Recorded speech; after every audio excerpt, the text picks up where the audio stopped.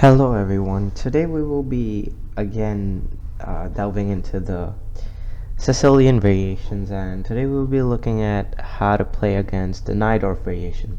And I will be showing you all the most strong or the strongest counter to the Najdorf. And let's just get into it. We have e4, c5, knight to f3, d6, d4, c, d4, and d4. Knight to f6, knight to c3, and now the move that shows that black's planning to play Najdorf is pawn to a6. Obviously, you can get you can assume he's already playing Najdorf because he can also change it to dragon. So after a6, you have this assurance that black will be playing Najdorf. Now in this position, I've seen a lot of variations ranging from bishop to e3, to pawn to f4, to pawn to f3, to bishop to d3, to bishop to e2, you know, a number of variations, and usually against most of these variations black pushes e5. Well, I just like to tell you all something before I get into this. It's a very important thing which you should remember playing Open Sicilian, and that is that the best variations that white has against the Sicilian is the variations where white can castle queenside or where white castles queenside. So though this idea is not like well known amongst players, like most prepared theoretical players know this thing. So you should always strive to play variations with queenside castle, as it helps you attack the kingside really easily, and it always brings white to a better position and kind of endangers black's king in the middle game. So we reached this stage, and here we play the move bishop to g5.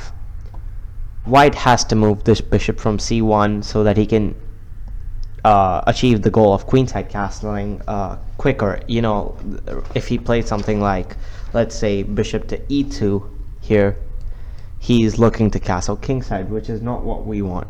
So we want to castle queenside, and that's the reason for this move.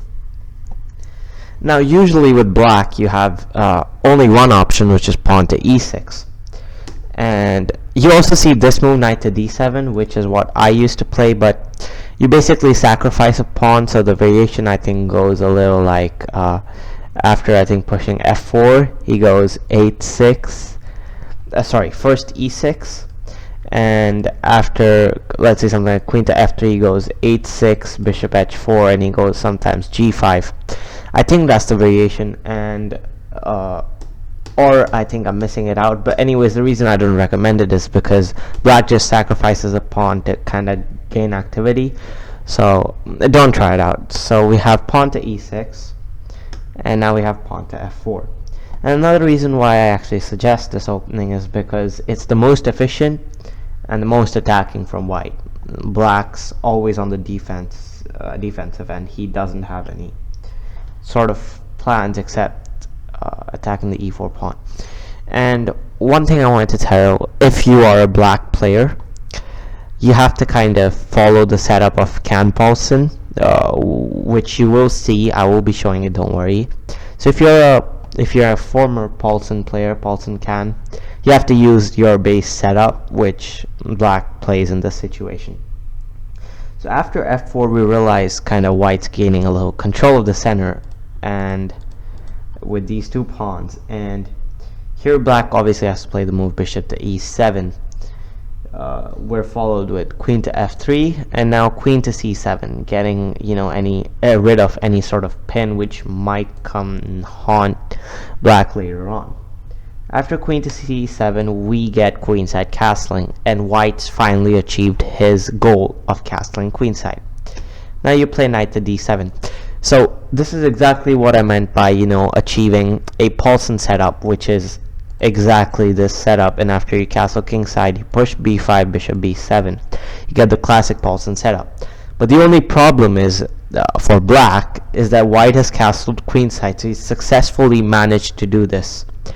And that is something that if you play Paulsen Can, you kind of avoid. You don't let white castle queenside, because that is the only variation, I think, in the Sicilian defense where white cannot castle queenside in any variation. So if you're black, I do recommend playing Paulson Can as it has a little bit less theory, and if you're a Najdorf player, it's really easy to learn that opening as well.